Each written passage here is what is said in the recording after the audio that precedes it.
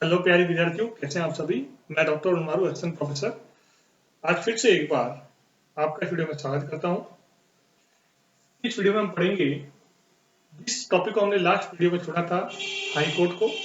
उसके बाद मैंने आपको बताया था लास्ट में उस वीडियो में कि हाई कोर्ट से भी नीचे इस तरह के कुछ कोर्ट होते हैं जो कि अधीनस्थ कोर्ट होते हैं, तो हम उसके बारे में डिस्कस आज कर लेते हैं। ठीक है, तो अधीनस्थ या जिन्हें बोलते हैं सब ऑर्डिनेट कोर्ट्स, ये दो टाइप के होते हैं।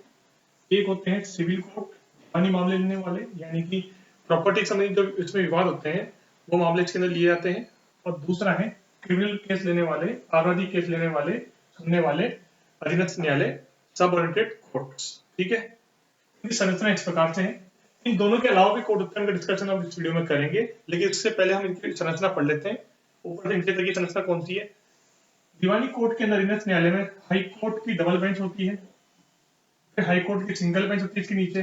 ठीक है, इसमें मैंने हाई कोर्ट इसलिए लिखा है कि हाई कोर्ट को एक तरह से हम अधीनस्थ न्यायालय मान सकते हैं, सुप्रीम कोर्ट से नीचे का। ठीक, तो हाई कोर्ट की डबल बेंच, फिर उससे नीचे हाई कोर्ट की सिंगल बेंच, उससे नीचे सेशन कोर्ट, फिर उससे नीचे चीफ जुडिशियल मजिस्ट्रेट, उससे नीचे ध्यान रखना चीफ जुडिशियल मजिस्ट्रेट जो होता है ना, चीफ जुडिशियल मजिस्ट्रेट, ये 7 वर्ष की सजा देने के लिए इनके पास पावर होती है। 7 ईयर्स की सजा देने के लिए इनके पास पावर होती है।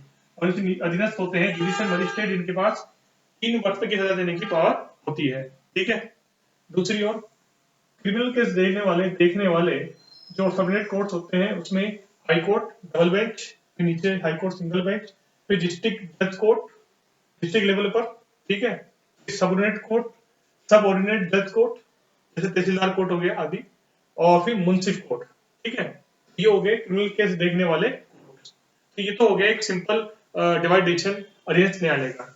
इसके अलावा भारत में कानून प्रणाली को और मजबूत बनाने के लिए सरकार के द्वारा समय समय पर कोर्ट्स बनाए गए हैं जो कि गांव के स्तर पर भी हैं, जैसे कि ग्रामीण क्षेत्र के लोगों को इसका कानूनी व्यवस्था का निःशुल्क रूप से आसानी से फायदा हो सके। जैसे कि इसके अलावा जो अधीनस्थ कोर्ट है उसका नाम है विलेज कोर्ट, यानी कि ग्राम न्यायालय, विलेज कोर्ट।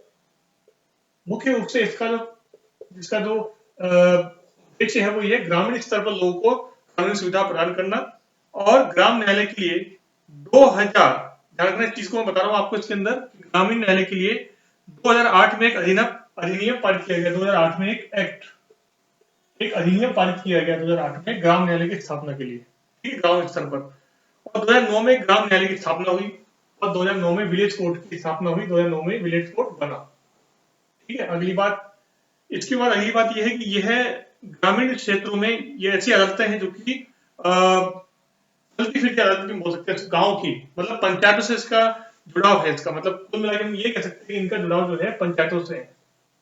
यूं कह सकते हैं पंचायतों के अंदर ये शामिल हो जाती है, और ये निःशुल्क रूप से, आसानी से, सुविधा सुगम रूप से ग्रामीण क्षेत्र में कानून की जो निःशुल्क सेवा इसमें दी जाती है। ठीक है, इसके अलावा उच्च न्यायालय की अनुमति से जो है कोर्ट, ये रखना, उच्च न्यायालय की अनुमति से सरकार, कोर्ट नहीं, राज्य सरकार क्या कर सकती है, प्रथम श्रेणी के मजिस्ट्रेट की नियुक्ति कर सकती है, और यह दीवानी और फौजदारी दोनों प्रकार के मुकदमों की सुनवाई कर सकता है। इसके निर्णय के लिए 1 माह में अपील की जा सकती है अधीनस्थ न्यायालय के अंदर। ठीक है, इंपॉर्टेंट बात है कि अधीनस्थ न्यायालय के जो मजिस्ट्रेट होते हैं, उनकी नियुक्ति राज्य सरकार कर सकती है, लेकिन हाई कोर्ट की अनुमति से ही सकती है, और मजिस्ट्रेट दीवानी और फौजदारी दोनों तरह के मामले देख सकते हैं। ठीक है, इसके अलावा अगर हम देखें इसके अंदर, तो अब बात आती है लोक अदालत की। बात आती है इसके अंदर, लोक अदालत की, पब्लिक कोर्ट की इस्तेमाल होती है। ये भी सुगम रूप से लोगों को न्याय प्रदान करने की सुविधा है एक तरीके से। और इनकी स्थापना 1985 में हुई थी। हाईकोर्ट के जज से सुप्रीम कोर्ट के जज, उनका नाम था पीएन भगवती के द्वारा इसकी स्थापना की गई थी। पीएन भगवती के द्वारा इसकी स्थापना की गई थी। और ये जो है, इसको बोलते हैं लोक अदालत, बोलते हैं इसको, पब्लिक कोर्ट्स बोलते हैं। लोक अदालत के माध्यम से क्या है कि जो आम आदमी है, जो आम लोग हैं, उन्हें सुविधा दी जाती है इसके द्वारा। ठीक है, और जो लोक अदालत है, इनका एक रोल ये भी है इसके अंदर कि आम जनता कानून को बताना निःशुल्क रूप से। ठीक है, इनकी स्थापना हुई थी 1985 में। शुरुआत इसकी जो करी गई थी, कैसे मान सकते हैं, 1985 में पीएन भगवती ने करी थी, जो कि सुप्रीम कोर्ट के जज रह चुके। ठीक है, इसके अलावा संसद ने 1987 में संसद ने 1987 में एक एक्ट पारित किया, इसका नाम था legal service authority act. Legal service authority act सरकार ने पास किया था 1986 में, ठीक है, 1986 में। मतलब एक तरह से मान सकते हैं कि 1986 में इसको बनाया गया, लेकिन 87 में मुख्य रूप से इसको पास मान सकते हैं हम लोग। इस एक्ट का जुड़ाव जो है लोक अदालत से है। लीगल सर्विस अथॉरिटी एक्ट का जुड़ाव जो है लोक अदालत से है। जन जन तक न्याय पहुंचे, जन जन तक कानून की व्यवस्था पहुंचे, इसे बोलते हैं, इसे लोक अदालत बोलते हैं। क्या बोलते हैं? लोक अदालत बोलते हैं, ठीक है। और इसी के साथ साथ अगर हम देखें इसके अंदर जन जन तक अगर इसके अंदर न्याय पहुंचे, इसका नाम है लोक अदालत, पब्लिक की अदालत, ठीक है। और ये जो अथॉरिटी है ये 3 लेवल की है, हाई कोर्ट, सुप्रीम कोर्ट और राज्य सरकार के लेवल की अथॉरिटी है, ठीक है। इसका उद्देश्य यह है लोक अदालत का कि जो लंबित पड़े जो मामले हैं, लंबित पड़े जो मामले हैं कोर्ट के अंदर, उनका जल्दी से निस्तारण हो जाए, जल्दी से उनका सुलझाना हो जाए। इसका मुख्य उद्देश्य किसका? लोक अदालत का मुख्य उद्देश्य है। इसके अलावा दोनों पक्षों की सहमति से किसी मुकदमे को लोक अदालत में लाया जाता है। दोनों पक्ष होते हैं ना, जैसे पक्ष विपक्ष, दोनों पक्षों की सहमति से क्या करते हैं, इसको लोक अदालत में इस केस को लेके आते हैं, ठीक है ना। आसानी से ये इसका सुनवाई हो जाती है, ठीक है। इसमें वकील की आवश्यकता नहीं होती है, बड़ी बात यह, इसमें एडवोकेट की आवश्यकता नहीं होती है इस कोर्ट के अंदर, ठीक।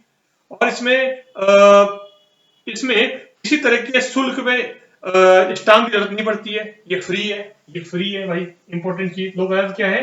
फ्री है, इसमें किसी इस तरह के शुल्क की, स्टाम्प की जरूरत इस लोक अदालत में नहीं पड़ती है, ठीक है। इसके अलावा दोनों पक्षों के बीच समझौता किया जा सकता है और लोक अदालत के निर्णय के विरुद्ध अपील नहीं की जा सकती। ध्यान रखना, इसके डिसीजन के विरुद्ध अपील नहीं की जा सकती है। ये लोक अदालत बहुत ही इंपॉर्टेंट है ना। ये क्या है? जन जन तक न्याय पहुंचे, फ्री निःशुल्क न्याय पहुंचे जन जन तक, इसकी व्यवस्था के लिए इसकी व्यवस्था की गई है, ठीक है। एक होता है प्री बार्गेनिंग। बार्गेनिंग का मतलब, प्री बार्गेनिंग मतलब होता है कि कोर्ट के बाहर ही दोनों पक्षों से समझौता हो जाता है, ठीक है ना। ये है अधीनस्थ न्यायालय की संरचना। मैंने आपको बताया इसके अंदर जो सबसे इंपॉर्टेंट है वो है लोक अदालत। जन जन तक कानून की व्यवस्था पहुंचे निःशुल्क रूप से, फ्री में। गरीब लोग, मिडिल क्लास जो है, जो कानून में इनको विश्वास है बहुत अच्छा, तो दोनों पक्ष आराम से इसमें अपनी अपील कर सकते हैं, निर्णय इसमें हो सकता है। भारत के पूर्व हमारे जज हैं सुप्रीम कोर्ट के, पीएन भगवती जी ने इसको स्टार्ट किया था इस ट्रेंड को 1985 में। और 1987 में भारत सरकार ने, संसद ने एक एक्ट पारित किया जिसका नाम था लीगल सर्विस अथॉरिटी एक्ट 1987। इसके द्वारा जो है इसको लोक अदालत को कानूनी रूप दिया गया। 3 लेवल है इसके, एक तो इसको मान सकते हैं सुप्रीम कोर्ट के लेवल पर, हाई कोर्ट के लेवल पर और राज्य सरकार के लेवल पर, स्टेट सरकार के, स्टेट गवर्नमेंट के लेवल पर लोक अदालत की स्थापना की गई है। इसमें कोई भी शुल्क, फीस वगैरह नहीं लगती है। इंपॉर्टेंट नंबर 1 चीज तो सच्ची बात हो गई, फ्री है एकदम। दूसरा, इसमें किसी वकील की आवश्यकता नहीं होती है इसके अंदर, ठीक है। और इसमें दोनों पक्षों में आपसे समझौता भी कर सकते हैं इसके अंदर, या केस की सुनवाई आराम से हो जाती है इसके अंदर, ठीक है। और जो विलंबित केस है जिनकी सुनवाई नहीं हो पाती सुप्रीम कोर्ट, हाई कोर्ट के अंदर, अन्य कोर्ट्स के अंदर, उनका निस्तारण आराम से इसके द्वारा हो जाता है। तो सबसे बड़ी फायदा इस लोक अदालत का यही है, जन जन की अदालत है ये। ग्रामीण न्यायालय जो है इस एक्ट को बनाया गया 2008 में, ठीक है। और 2009 में जो है ये पंचायतों का, इसका जुड़ाव किया गया इस एक्ट के साथ 2009 में। 2008 में इस एक्ट को क्या किया, इसको पारित किया गया, और 2009 में इसके द्वारा गांव में ग्राम न्यायालय की स्थापना पंचायतों के माध्यम से की गई। ग्राम न्यायालय की, विलेज कोर्ट की स्थापना की गई। और इसके अलावा मैंने बता ही दिया, सिविल और क्रिमिनल केस के जो कोर्ट, सबरेट कोर्ट्स हैं, जैसे मैंने बताया आपको, सिविल जुडिशियल मजिस्ट्रेट, ठीक है, सेशन कोर्ट वगैरह। ये है अधीनस्थ न्यायालय। हमने पढ़ा सुप्रीम कोर्ट, हमने पढ़ा हाई कोर्ट, हमने पढ़ा अधीनस्थ न्यायालय, ठीक है स्टूडेंट। तो इस वीडियो में इतना ही। अगर आपको पढ़ के अच्छा नॉलेज मिला हो इसके अंदर, तो जरूर इस वीडियो को लाइक करो, शेयर करो और चैनल को जरूर से जरूर सब्सक्राइब करो। तब तक हम चलते हैं, गुड बाय।